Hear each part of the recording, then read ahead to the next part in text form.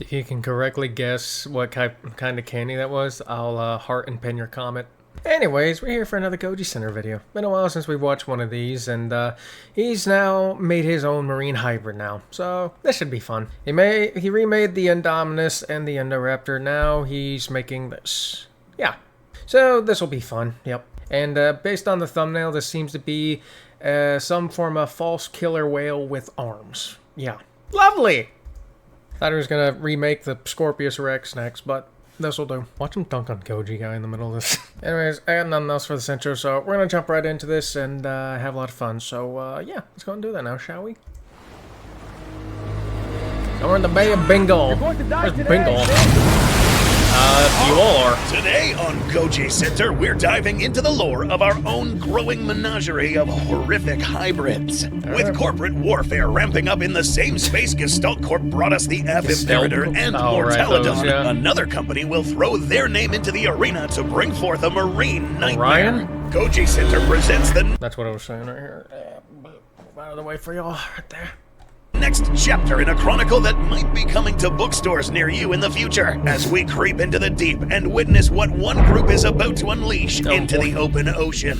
After numerous... Yeah, that's... How big is this thing gonna be? That's something I shouldn't really be wondering. Landmark breakthroughs in ancient DNA sequencing and restoration, various companies jumped into the new frontier of invention. Biological and specifically zoological developments started to rival technological ones. One company, Orion Industries, attempted to spearhead development of a zoological weapons platform in the form of the ultimate attack animal. Attempts to recruit the patron saint of genetic engineering, Dr. Francisco Barro, by forceful methods was negated by the efforts of Gestalt Corp.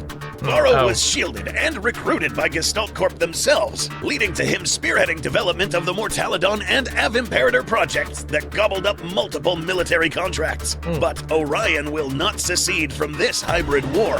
The skies and land might have competition, but the greatest frontier on the planet is at sea.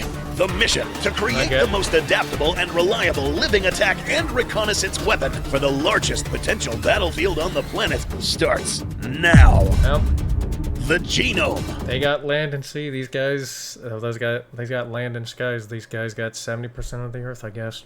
Recall that hybrids must be created with purpose. The 2.0, for instance, was an attack animal meant to wipe out a dinosaur sanctuary and become a vector for disease, unleashing a global pandemic. Ultima and it did that. Imperatrix, a highly marketable juggernaut created to entertain the masses in 1v1 combat. Mortalodon. And something that really needs to... Forgot what I was gonna say there. Damn it. An anti-personnel hybrid, useful for ground reconnaissance for military or private operations. And finally, the Imperator line of aerial hybrids, meant for the same thing but predominantly in the air. The purpose of today's hybrid will be the same as the last two, but excelling in the deep, with enough gadgets to dominate the seas and fend off any threats no matter how large. Go back. With enough gadgets... Oh, Lord. Boy. Just... Gonna turn the inside of its mouth into a shredder, huh? To dominate the seas and fend off any threats no matter how large, as we'll soon find out. Starting with the base, the ocean provides a long list of excellent candidates to provide a solid base. But today, we'll take a look at a family that brought forth some of the most dominating marine life forms in the present day. There are over 40 species of dolphin roaming the oceans today, ranging in size from the tiny 3-foot Hector's dolphin to the colossal orca that could rival some mosasaurs in size. If raw power was desired, picking Free Willy of all things would be the best option among dolphins, given that the modern orca are even larger than their prehistoric cousins. But let's remember, the objective of this hybrid isn't to build something that would be a devastating apex predator meant to fight other animals. Instead, this is meant to be a trainable beast, intended to perform a variety of tasks. We're making multiple, too. Yeah, and I'm assuming it's the false killer whale. And eliminate human targets if the need arises. Making the hybrid excessively big would only make it easier to spot by both enemy sight and sonar, tipping them off to its presence and leaving it wide open to sonic attacks or dropped explosives that can be devastating beneath the surface. True. To hunt down the apex species of planet Earth as they roam the seas, we need something different. Making this thing the size of a megalodon or even orca would make it too obvious, but making it too small would reduce its capabilities. Yeah. A balance of the balance. two just so happens to also include a species known for trainability and camaraderie even outside of its own kind, the false killer whale. And I was right. Yeah, these things look cool, by the way. Is an enigmatic beast that was first known from fossils before reports by mariners of pitch-black orcas were confirmed to be the same species. As one of the next largest species of dolphin after the true orca and pilot whales, some of the largest males weigh in at over 2,000 kilograms and about 6 meters long. Big enough to throw their weight around, but small enough to escape notice. These pseudo-orca also have a whole list of other helpful traits for this hybrid to get the job done.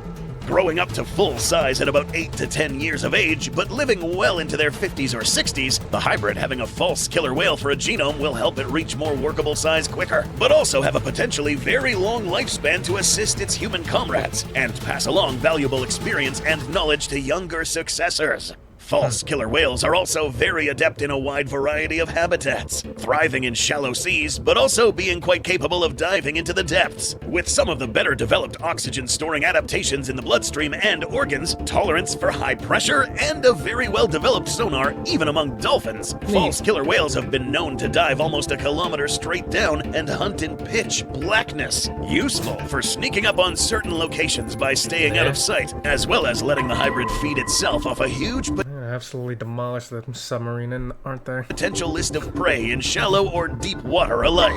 But it's the mentality and brain of the false killer whale that might prove one of the best assets. More docile toward human handlers than most types of dolphin, false killer whales are extremely trainable and intelligent. They also are one of the only wild animals that frequently team up with other species. False killer whales have been reported grouping up and hunting together with around 10 other species of dolphins and whales. This will not only predispose the hybrid into better cross-species training and camaraderie, but also assist in stealth missions out in the wild.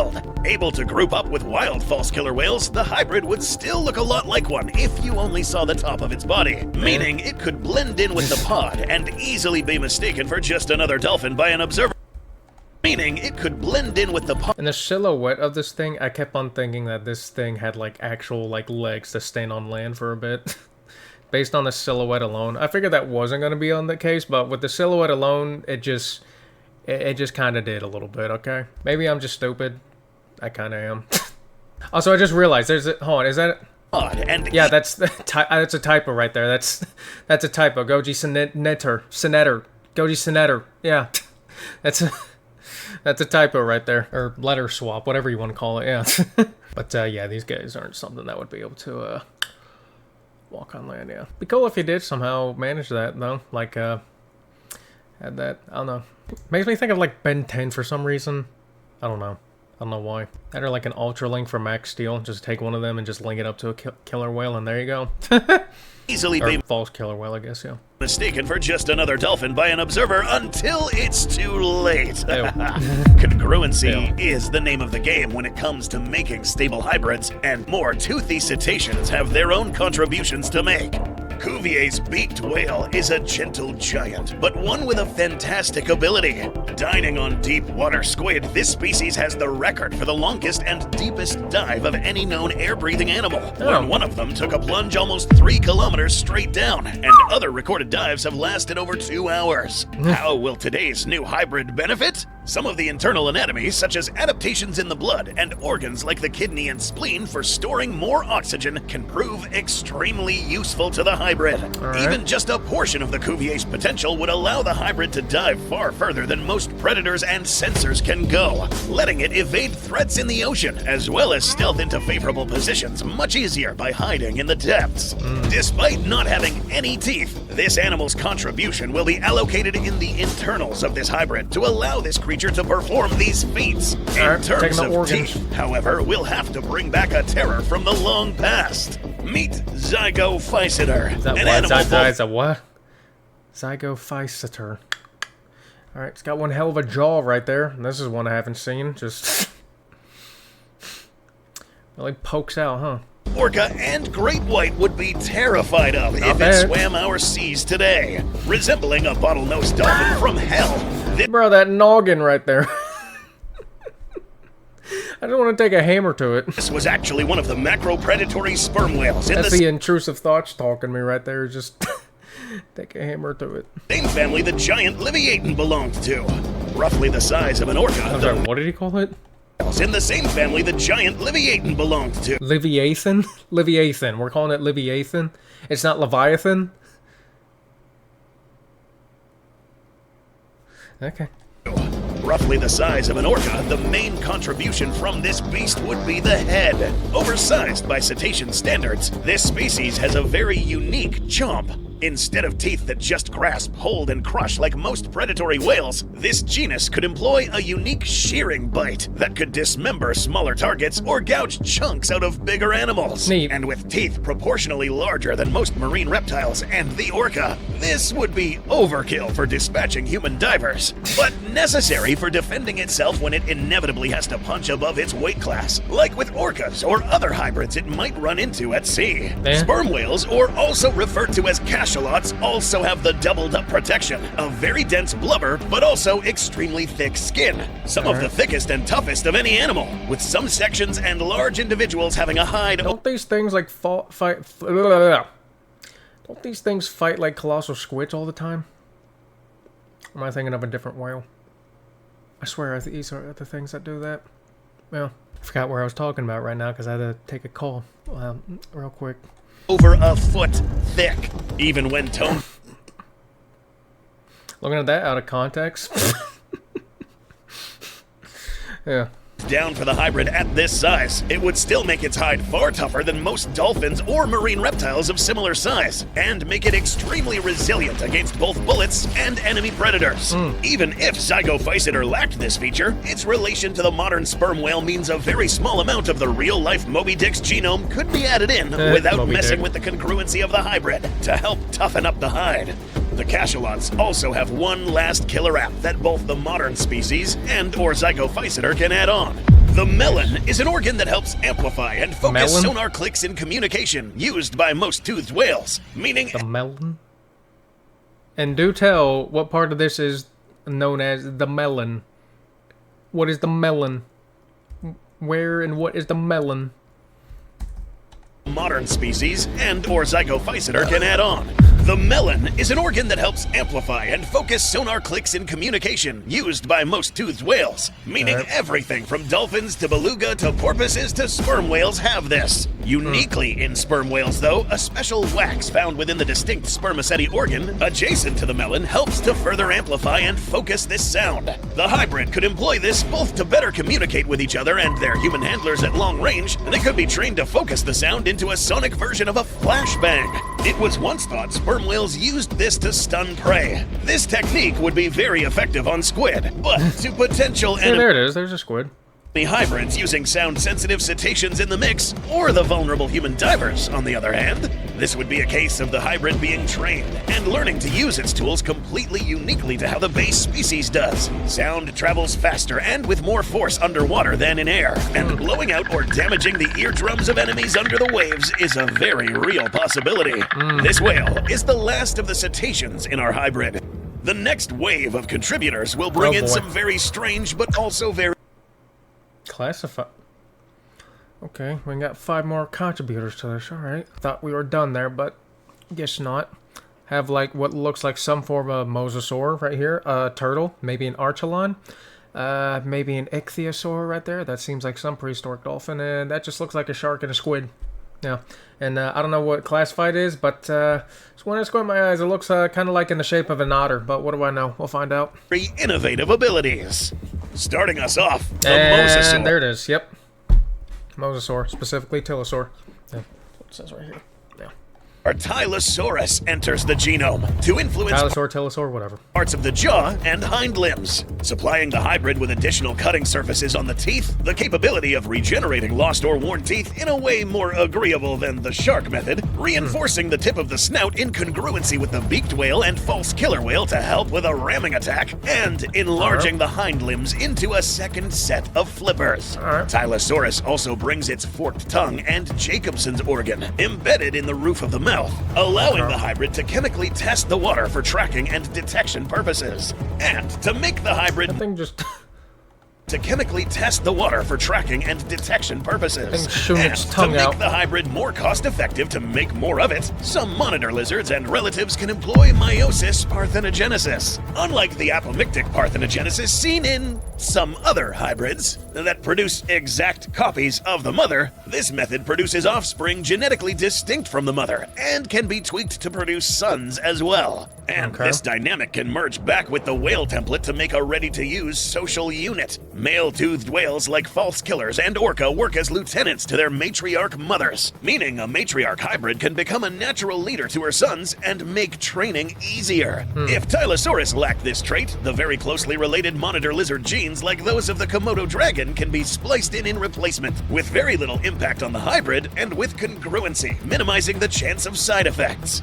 You think we were done with the teeth? No. To further bolster the ability of this hybrid biting into the soft-surfaced hides of most marine animals and humans, both diver and crew, Orion acquired samples of conodont DNA. A what? These would be used to a very minor... What in the hell is this parasite? And I'm assuming the teeth in there is, I'm gonna give the teeth inside to turn the inside of its mouth into a damn shredder. Degree to upgrade the teeth and hone... Starting to think of that one dragon from How to Train Your Dragon. What was it? Screaming Death? Or Silent Death? Whatever it was. I don't know. very sharp edges, as these bygone fish had some of the sharpest teeth to ever exist. A lot of offense happening here. Some very decent defense as well with the cachalot hide. However, there is something else that this creature will use for evasive and defensive purposes. What you're looking at is a thick cloud of slime that rapidly expands roughly 10... Is that what the squid's for? 1,000 times its And also how? original volume in contact with seawater, clogging up the gills or mouth of any attacker, forcing it to retreat. Courtesy of the Pacific hagfish, the glands and pores that excrete this slimy defense are located on the sides of the body. These could also serve as wound defense in the event a very sharp-toothed creature comes along and manages to scrape, even if it gets past the slime. Called epidermal thread cells, these cells could line the skin near the glands. If damaged, they would release threads that mix with the mucus to form a highly fibrous, sticky slime on the wound site. Mixing in with the hagfish contribution, the parts of the bobtail squid's ink sac adaptations would be extremely selectively edited in. This squid uniquely had... Yeah, we, think, oh wait, no, I'm thinking of a different squid, never mind. As an I was thinking of, like, the... What was the one in Australia? Yeah, or is this the one in Australia? I don't know. integrated symbiosis with bacteria it can tolerate and help cultivate that can be added onto the skin or acquired out at sea. These bacteria, which normally live near the ink sac of the squid, would instead take refuge in the slime vents from the hagfish contribution. When the slime is vented out, the bacteria react and create a flash of glowing light. Targets bound up by the slime would be easily tagged by being literally lit up like a Christmas tree and dazed from the sudden flash. These same chemicals in the ink can also affect the sensory organs of certain animals like fish or sharks, adding defense against potential hybrid combatants. Protecting the seemingly smooth areas is a contribution from one of the swiftest predators the ocean has ever seen. The short-fin mako, a speedier relative of the great white shark, can supply dermal denticles along the back, stomach, and other portions of the hybrid not occupied by the slime vents. Since these are on top of and embedded in the skin, they don't conflict with the sperm whale contribution. Denticles like these further help reduce noise while swimming and make the creature more streamlined. The shark skin also supplies a more limited version of the various sensory pits found on the faces of sharks for detecting water pressure changes and electrical reception. Now, as our hybrid takes form, we'll now have to focus on probably the most unique anatomical changes to this cetacean form, using 3 more genetic contributors. In order to be the best possible tactical aid in marine space, Orion needed to equip this animal with excellent vision. These large eyes, courtesy of Temnodontosaurus, one of the mightiest of the ichthyosaurs, would come in with the largest There it is. It's an ichthyosaur. pair of eyes of any known animal, and greatly bolster the vision at night and deep-sea operations, when the use of sonar clicks would reveal its position. Additionally, the large hind flippers would work together with the Tylosaurus contribution to make sure the hybrid has the necessary steering devices not found in whales, able to navigate just as good, if not better than, any military underwater remote craft deployed against it. To detect these and other targets, enter the second to last contributor, the leatherback turtle. These underrated sea reptiles provide internal adaptations, a highly refined magnetic field detection in the nervous system that picks up any machinery operating underwater. The hybrid would now be able to find, inspect, and whoever is unlucky enough to get sent down the chute would now deal with the batteries of throat spines that would ensure nothing is able to fight its way out. Yeah, These two that wouldn't be a fun time right there, like... throat spines that would ensure nothing is able to fight its way out. These two... Yeah, like, you get in a situation like that, it's time to pray. Yeah. Who aren't the most uncanny attributors to Orion's new hybrid. This is... That's right, folks, And there's the arm thing, claws, I guess. This is where the meta gets turned upside down. You may be wondering, how on earth did this cetacean turn into a mermaid of death? Yeah, like I'm assuming this has to do with the classified thing you put in this thing? And before we reveal the last contributor, note that the entire genome so far is made of marine animals, for congruency and instincts, and because it's also on brand. Now, finding hands on this hybrid may initially make you think that a terrestrial creature was involved. But no, take a look. No, seriously, sea otters aren't the only large weasel. I'm good at this, man. I'm just good at this. To make it into the water, but they are readily available and rank among the most adept tool users in the animal kingdom outside primates. Yeah. And they also come with a tendency to use the back, the strongest part of... I just said otter, I didn't say what kind, but close enough, okay? I said mosasaur and it was a tylosaur. I said ichthyosaur and it was a form of ichthyosaur. And the mosasaur was the tylosaur is a form of mosasaur. This is a form of otter. I got it. The jaw to crack open tough objects like shells, or in our case, cracking skulls. But the main reason these show up is because of their forelimbs. In most marine tetrapods, like the various mammals and reptiles that have gone back to the ocean, the entire hand was modified over time into a flattened flipper. This is because advanced dexterity wasn't all that useful down here. But Orion wants its hybrid agents to be capable in some unexpected ways. In this case, the ichthyosaur contribution from earlier was blended in with the aspects of the sea otter. Effectively, all tetrapods, be they amphibian, mammal, or reptile, have a maximum of 5 digits. Short of fluke mutations, it has been this way since the first creature from the ocean crawled onto land. But selective adaptation and modification to the Hox genes can be done to certain digits in specific. The earliest carnivorous dinosaurs initially had 5 fingers, but gradually lost all but 3 of them in the lineage that led up to birds. Even horses infamously modified and lost all but 1 of their toes into the hooves we see today, resulting in them unintentionally flipping us off on the daily, given which toe was the one left. Yeah, I mean, if that's how we're viewing it... I mean, I guess. That's a fun way to view it, yeah. Just imagining that with a human. They just only have both of their middle fingers and they're just stuck out all the time. If that ever actually happened, either someone did it for the memes or worked someplace where they were going to lose it. Yeah. Yeah. Middle one. So, ichthyosaurs, like Temnodontosaurus, had some of the strangest flippers that ever existed, with the individual finger bones dividing and multiplying into a very strong flipper. They can hold its shape very well while also being quite flexible when it needed to be. In the hybrid, selective editing allowed for digits 4 and 5, the ring and pinky finger on your own hand, to be extended in length, while having their bones divided into a flipper.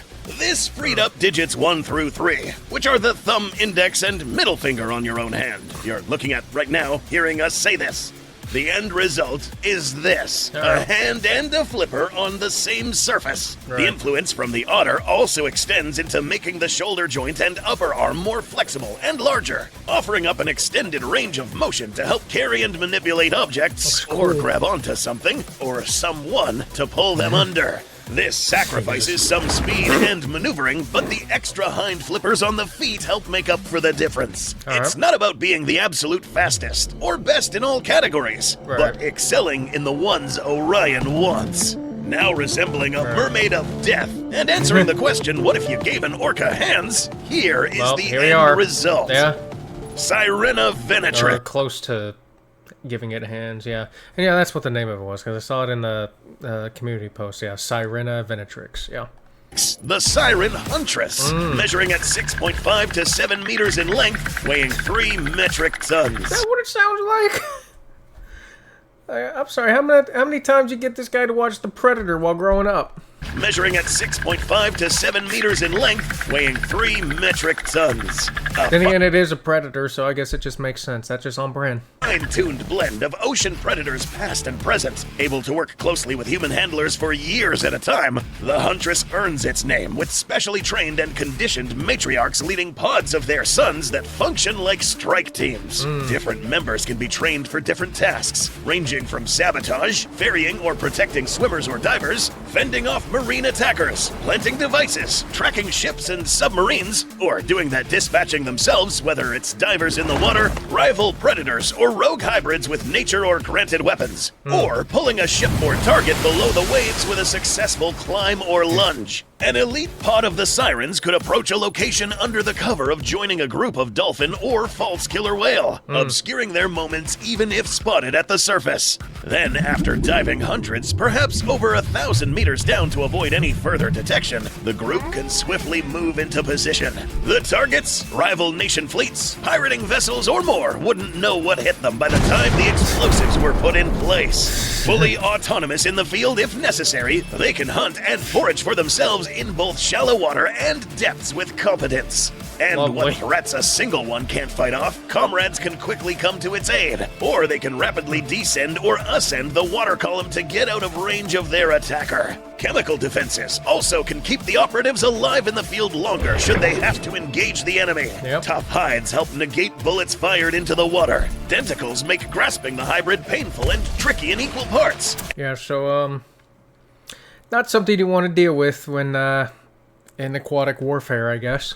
And trying to grapple or bite the siren can result in a glowing smokescreen of slime that can irritate eyes, gum up gills, or clog jaws. And with their own jaws strong enough to shatter bone, teeth that can rend right through armor and blubber alike, hands capable of wielding tools, and the intelligence to figure out creative ways to use any of those assets, natural or otherwise, the legendary sirens of the ocean are ready to claim their first victims. I bet. They're gonna go after Vex. That's Goji guy's water hybrid, yeah. Okay, I just found the strategy against Vex. Goji guy commented on this saying Vex, his own aquatic hybrid, yeah. Vex casually swimming, watching the food she was going to eat suddenly get disco slime. And then Gojicenter commented, that's the strategy, starve Vex to death. I mean, if that works, it works. Yeah. All it's got to do is just get the food he was going to eat and take it away from him and just wait him out. That's all you got to do. Now we need to see if this aquatic hybrid could just revive in Subnautica. Oh boy. Curious as to how that would go, because while I know about Subnautica, I've never played it. And probably aren't going to for a while. Yeah. Maybe at some point. But not anytime soon. Because the ocean terrifies me. Yeah. Alright, well this was a kick-ass hybrid. I very much liked, I'm already messing up my words. I really like Sirena Venatrix, yeah. I think it's a pretty cool hybrid, yeah. I really like the thing, yeah. It's pretty cool. And also something I would not want to have to deal with ever. Yeah. No thanks. I don't want to go face to face with that. Unless I get to be my VTuber self. Unless I get to be my VTuber character, then no issue at all. Yeah. I'm yeeting it into the sun then. Literally. Anyways, that's going to do it for this one. Hope you guys enjoyed it. And if you did, check out the original and go support gojicenter. They'll both be linked in the description below. So go check out both of those. Yeah, I messed up my words on that, but you get the point. And don't forget to like, comment, subscribe, and all that good stuff. Really helps me out. And I appreciate it a lot. And have a good day. And I'll see you in the next one. Goodbye.